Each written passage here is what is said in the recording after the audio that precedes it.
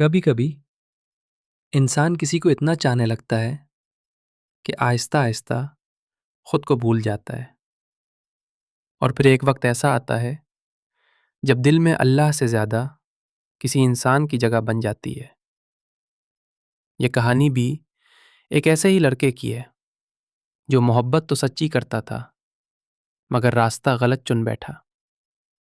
شروع میں صرف باتیں ہوتی تھیں، پھر انتظار ہونے لگا، اور پھر آہستہ آہستہ وہ لڑکی اس کی پوری دنیا بن گئی۔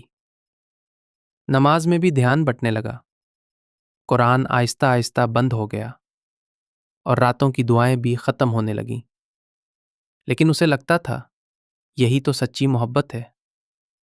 وہ نہیں جانتا تھا کہ جو محبت اللہ سے دور کر دے وہ سکون نہیں، آزمائش ہوتی ہے۔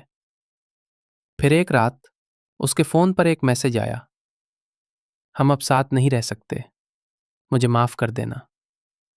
بس اتنی سی لائن نے اسے اندر سے توڑ دیا۔ وہ پوری رات جاگتا رہا، روتا رہا، اور پہلی بار اسے اپنی تنہائی محسوس ہوئی۔ اسی رات اسے ایک حقیقت سمجھ آئی، جس دل میں اللہ سے زیادہ کسی انسان کی محبت آ جائے وہاں سکون ختم ہو جاتا ہے۔ اس نے فون بند کیا، وضو کیا، اور بہت عرصے بعد سجدے میں گر گیا۔